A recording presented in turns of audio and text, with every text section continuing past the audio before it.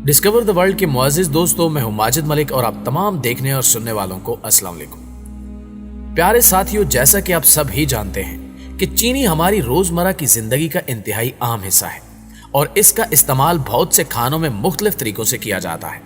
यहाँ तक कि चीनी के बगैर कोई चाय पीने का सोच भी नहीं सकता। लेकिन चीनी का ज्यादा इस्तेमाल खतरनाक साबित भी हो सकता है। यही वजह है कि इसे सफेद जहर भी कहा जाता है। लेकिन क्या आप जानते हैं कि चीनी को कैसे तैयार किया जाता है और फिर ये हम तक कैसे पहुंचती है?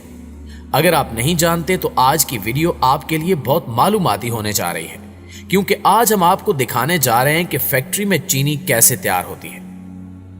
नाज़रीन ग्रामी, चीनी की तैयारी के मराहिल में सबसे पहले गन्ने को खेतों से काटकर शुगर मिल तक लाया जाता है। फिर गन्ने के छोटे छोटे टुकड़े करने के लिए इसे चॉपर में डाल दिया जाता है, जहां इसके मुसावी साइज के टुकड़े किए जाते हैं ताकि इन्हें निचोड़कर ज्यादा से ज्यादा रस निकाल सके।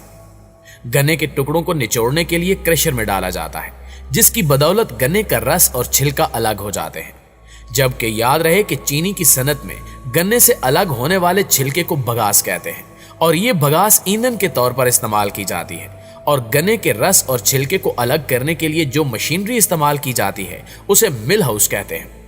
मिल हाउस से हासिल होने वाले खाम रस को छानकर प्रोसेस हाउस भिजवा दिया जाता है और फिर प्रोसेस हाउस में गन्ने के रस से चीनी के दाने बनाने तक का मुकम्मल लाह अमल तय करता है।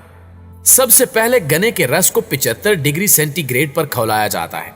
फिर इसमें चूने का महलूल शामिल किया जाता है और फिर इस कीमियाई अमल के जरिए गन्ने के रस की तेजाबियत को कम किया जाता है, जिसके बाद 140 डिग्री पर गर्म करके क्लैरिफायर में डाला जाता है और इसके साथ ही मुख्तलिफ केमिकल भी डाल दिए जाते हैं, जिनसे रस में मौजूद ज़रात नीचे बैठ जाते हैं और साफ रस ऊपर रह जाता है। इसके बाद इस रस को भाप वाली मशीनों में डाला जाता है, जिससे रस में मौजूद सारा पानी भाप बनकर उड़ जाता है और पीछे सिर्फ गाढ़ा शीरा रह जाता है, जिसको दीगर मशीनों की मदद से खाम चीनी में तब्दील किया जाता है, जिसका कुछ हिस्सा अलहदा रख लिया जाता है क्योंकि इससे मिश्री बनती है और मिश्री बनाने वाले लोग ये खाम चीनी मिल से खरीद लेते हैं।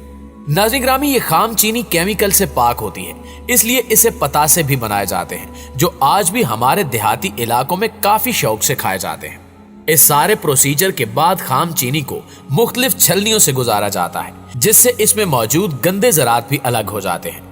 जिसके बाद इस खाम या देसी चीनी में केमिकल मिलाए जाते हैं ताकि इसका रंग सफेद किया जा सके।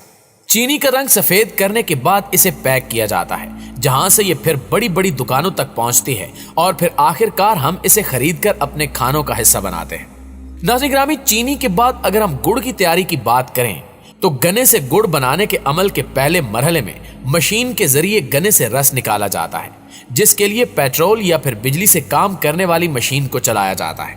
जबकि पुराने जमाने में इन मशीनों को बैलों के जरिए घुमाया जाता था।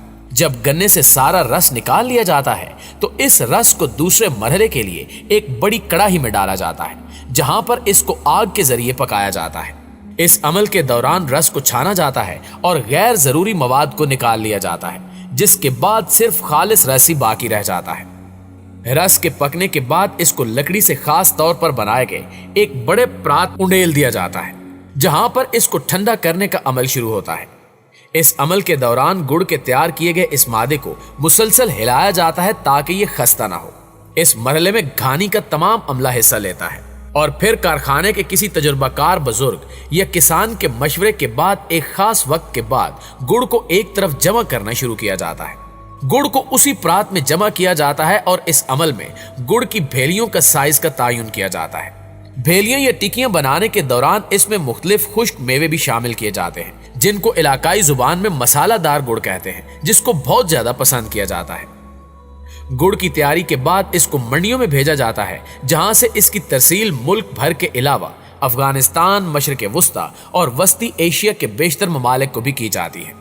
मुल्क भर में घानियों में जहां कदीम तरीके से गुड़ बनाने का अमल अब भी जारी सारी है और ज्यादातर काश्तकार इसी पर इन्हिसार करते हैं, वहीं दूसरी तरफ कुछ काश्तकार फसल की तैयारी के बाद गन्ने को शुगर मिल्स के हाथों फरोख्त कर देते हैं, जिससे इनके ख्याल में फौरी और नक आमनी होती है।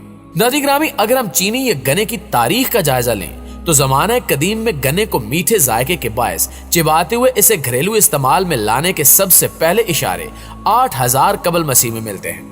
नामवर तारीख दान तासु गीता गाकी 2014 की किताब करूने वुस्ता के इस्लाम की समाजी जिंदगी में चीनी के मुताबिक पहली बार चीनी पहली सदी ईस्वी के बाद शुमाली हिंदुस्तान में गन्ने से तैयार की गई थी, जबकि गन्ने के पौधों से चीनी की पैदावार जनूब मशरकी एशिया में 4000 साल कबल शुरू हुई थी। लफ्ज शुगर संस्कृत अदब से अक्स किया गया है, जिसका मतलब है पिसी हुई या कोटेड चीनी। तारीख दान मिकाइल उडास की किताब कदीम और क्लासिकल तारीख में ज़रई और मसीही मुआशरे के मुताबिक इब्तिदाई तौर पर लोग गन्ने को इसकी मिठास के बायस चबाया करते थे। इसी तरह एक और अमरीकी तारीखदान थॉमस ट्रायमन ने लिखा है कि हिंदुस्तानियों ने हजरत ईसा अलैहिस्सलाम के 350 साल बाद दरियाफ्त किया था कि चीनी के क्रिस्टल किस तरह से बनते हैं। इसके अलावा माहिर इल्म बशरियात और यूनिवर्सिटी ऑफ मिशिगन में तारीख के प्रोफेसर थॉमस का ख्याल है कि हिंदुस्तान में रिफाइंड शुगर गुप्ता सल्तनत के दौरान तैयार की जा रही थी और इनके मुताबिक इनके मुशाहिदात अदबी शवाहिद पर मबनी है, जिसके बाद गन्ने की काश्त करूने वुस्ता की इस्लामी दुनिया में बेहतर और नए तरीकों से फैल गई। गन्ने की काश्त और चीनी की तैयारी वेस्ट इंडीज और अमेरिका के गर्म इलाकों में तकरीबन 16वीं सदी में शुरू हुई, अगरचे 17वीं सदी में इसकी पैदावार में बेहतरी भी आई।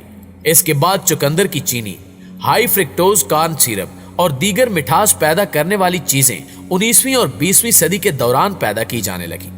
करूने वुस्ता या मिडिल एजेस के दौर के इख्तिताम तक यूरोप की तारीख में चीनी बहुत महंगी शय थी, लेकिन आने वाले सालों में बड़ी तादाद में इसकी पैदावार ने इसे सस्ता कर दिया।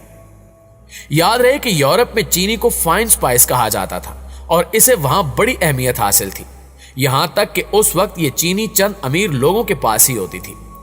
इस हवाले से ब्रसेल्स में वाक़े यूरोपियन फूड इंफॉर्मेशन काउंसिल ने भी जिक्र किया कि चुकंदर से चीनी की पैदावार 19वीं सदी के आगाज तक यूरोप में एक लग्जरी मानी जाती थी, जब तक कि यह वसी पैमाने पर दस्तयाब ना हुई। यूरोपियन शुगर की तारीख में पहली पेशरफ्त जर्मन साइंसदान एंड्रियास मरग्राफ की जानिब से एक हैरान कुन दरियाफ्त साबित हुई, क्योंकि 1747 में उन्होंने दिखाया कि चुकंदर से हासिल होने वाले क्रिस्टल्स गन्ने की तरह ही थे। एनसाइक्लोपीडिया बॉटनिका के मुताबिक एक जर्मन कीमियादान एंड्रियास था जिसने चुकंदर से 1747 में चीनी दरियाफ्त की, जिसके बायस जदीद शुगर इंडस्ट्री की बुनियाद पड़ी। इसके साथ साथ 1747 में कीमियादान मरग्राफ ने भी कुछ पौधों के जूस निकालने के लिए अल्कोहल का इस्तेमाल किया था, जिसमें एक चुकंदर भी था। उसने माइक्रोस्कोप के इस्तेमाल से पता लगाया कि चुकंदर का खुश्क और क्रिस्टलाइज्ड जूस गन्ने की चीनी की तरह ही है। चुकंदर की चीनी की इस दरियाफ्त पर इसकी मौत के 4 साल बाद यानी 1786 तक अमल नहीं हुआ, लेकिन फिर चुकंदर की चीनी के लिए पहली रिफाइनरी ने 1802 में काम शुरू किया। बरतानवी तारीख में इंकिशाफ होता है कि 1299 के दौरान लफ्ज शुगर को जुकर की तरह लिखा जाता था, जिसके बाद 1316 में यह लफ्ज जुकार और 1440 में स्विगर हो गया। दुनिया भर में अपनी कंसल्टेंसी खिदमात के लिए मशहूर बरतानिया का शुगर नॉलेज इंटरनेशनल लिमिटेड लिखता है कि 11वीं सदी में सलीबी जंगों के नतीजे में चीनी यूरोपीय लोगों ने दरियाफ्त की थी और जंगजू जो अपने घरों को वापस लौटे उन्होंने एक नए मिसाले के बारे में बात की कि यह कितना खुशगवार था जो असल में चीनी ही थी।